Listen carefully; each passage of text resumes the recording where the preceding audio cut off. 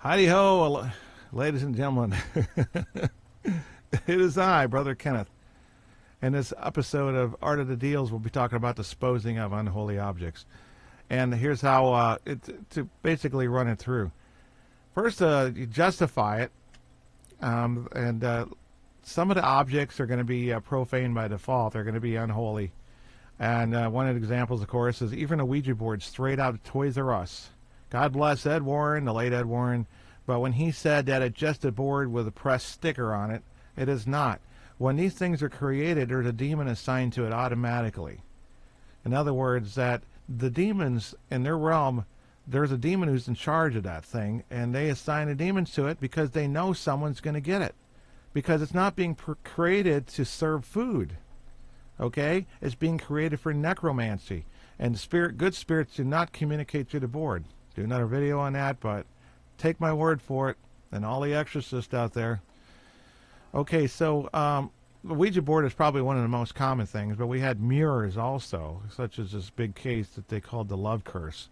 And the person had to get rid of a mirror in addition to other things, which is not uncommon. Mirrors are used for speculum. They call it scrying, that kind of thing, mirror magic of some sort. So that gets a little hairier than just a little pressed board.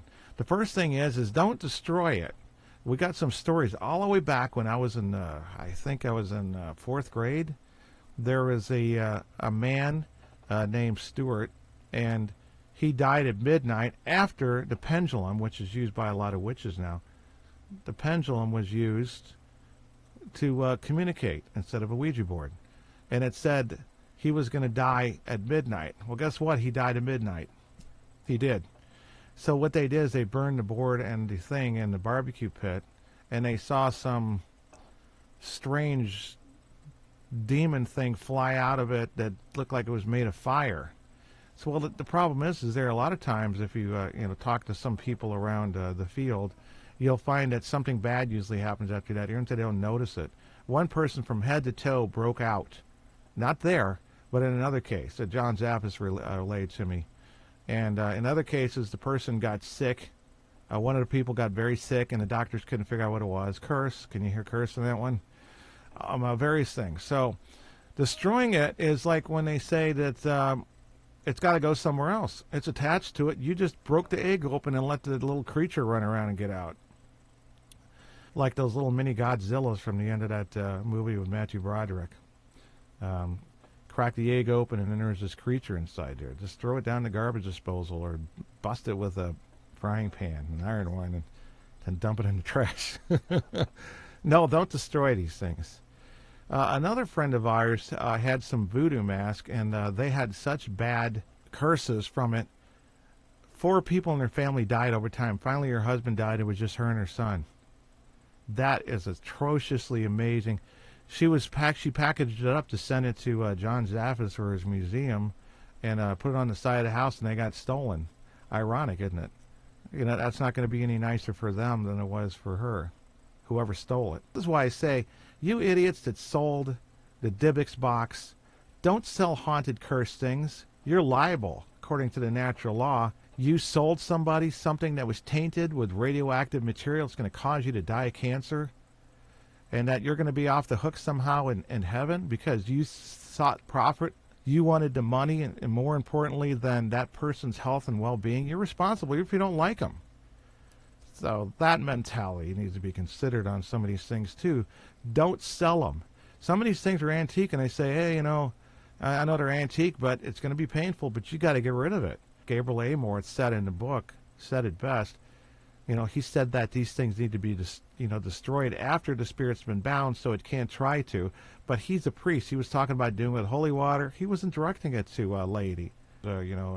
People who aren't priests, who are ordained and consecrated by even a bishop. And so basically, if you're going to destroy it, you have to cast it into moving waters, not into a lake, like throw it in a river. All of these things aren't that easy to do. And including burning it. So he would have burned it and then discarded the ashes into moving water as well, instead of leaving it into the earth. See, some of these things are not really like, with a story attached to it where they didn't do it this way or not. Just those ones I brought up in the beginning. And that thing was being burned, that Kreskin's ESP game. This back in the 70s. And that needs to be all considered. If it happened once, it can happen again. Okay, so and that was a priest who discarded it, but he did proper prayers, and he didn't mention the prayers, but we can guess what they are.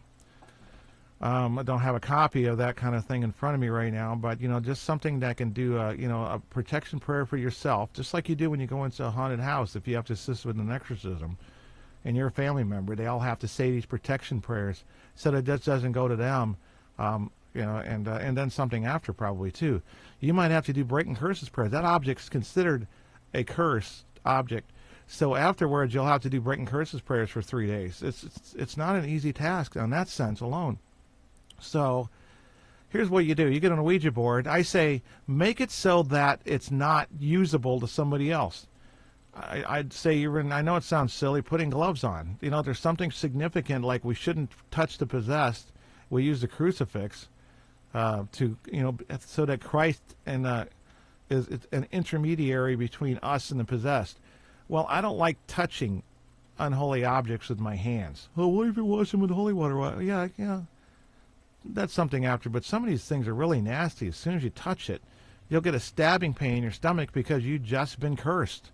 That's how fast it can happen. Some of the lighter ones, of course, you won't even notice anything.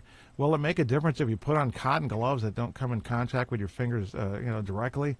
I'm not 100% sure, to be honest with you. If they're blessed gloves or something like that, yeah, that's different.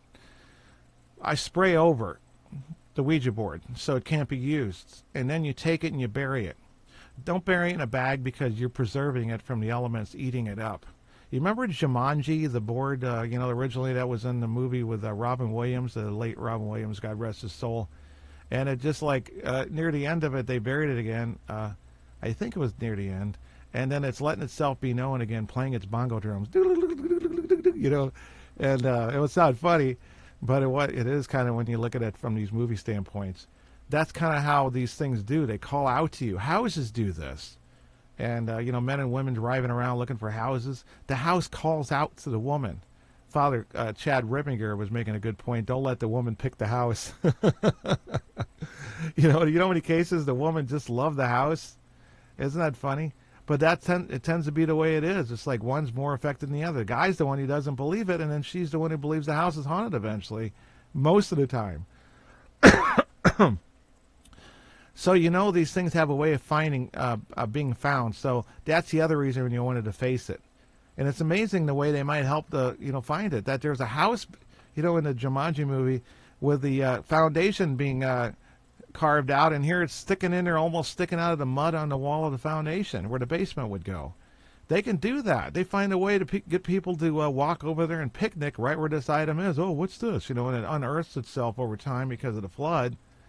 A good hard Ouija board that's not masonite with a sticker on it, for example, wouldn't be as affected by the earth and all that stuff as well.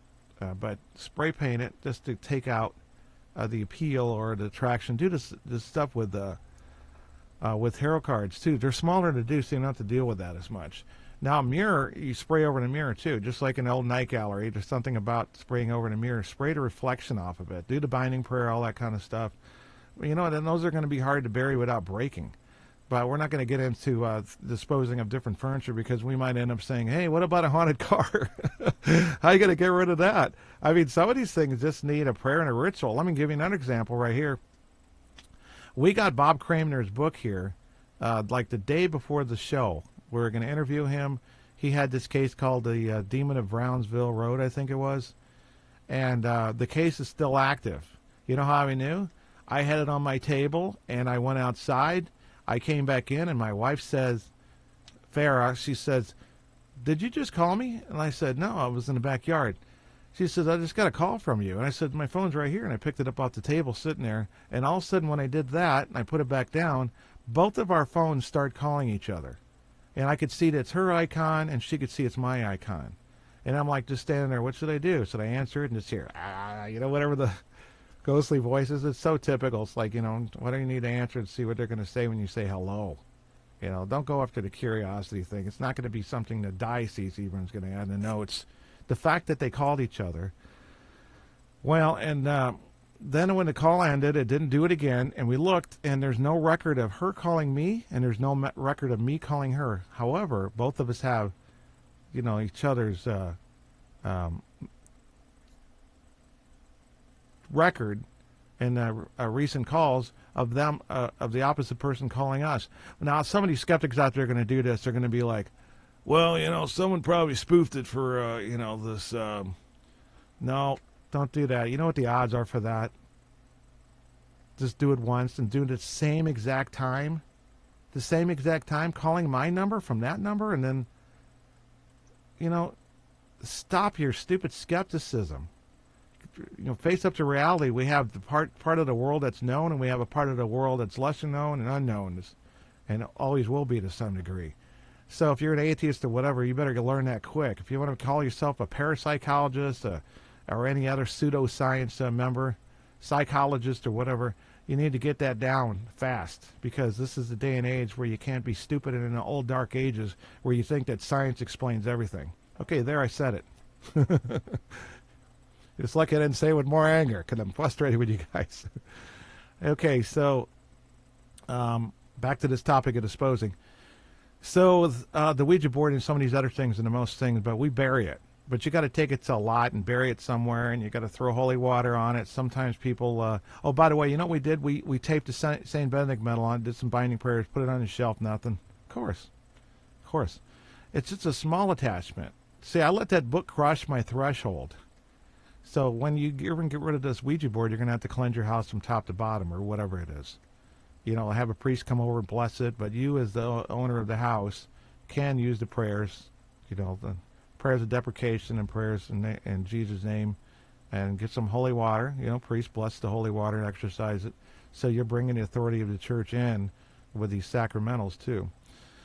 All right, now specific prayers, like I said, we're not going to get into in this show, but I'm mentioning these specifics. That's what you're going to have to do to be careful that it's properly disposed of, and then not go for destroying it. Even a Ouija board, breaking it in half. It's like opening the genie's bottle. Watch it, because that stuff will happen. And there's always, here we go, to the skeptics again. They're my whipping boy instead of Bob Larson today. Is that they'll say stuff like, I've been using the Ouija board for 30 years to have anything happen. Oh, okay, so we're supposed to look at the fact, like let's say it's a drug, and the pharmaceutical has been selling it for years, and about 4 out of 5 people get affected, and they die, and then there's just like the other 1/5 who go around boasting, it's not bothering me anymore, or it's not the end of their life. They may just drop dead like no one else has in their 60s or 50s. But that's what you got to think. You think just because you're somehow tolerant. By the way, when you're playing with demons, they don't pick on you as much. Sometimes they do. It depends. If you're being neo-Christian with your paganism, because it's hard not to be, because the presence and power of Jesus is out there. But when you do that, the Christian side, bringing in Christian elements and words, the demons don't like that. Your demons of paganism. So they're going to fight it, and they're going to actually consider you, being like a traitor. You're going back on your word. They're jealous. So it's going to be like trying to have 2 girlfriends, for the guys out there or whatever, two husbands or wives or whatever. That they're going to be at each other, especially if they're like polar opposites. But that's just a kind of a strange metaphor to put it on that side. I think we're going to just pretty much end it right there. If you have any questions, put them in the comments below. Please like and subscribe. That helps us with our ministry to put out more videos and to do all things we're doing right here. And we'll see you next time on this episode, or rather, you'll see me, Art of the Deel, signing out right now. God bless.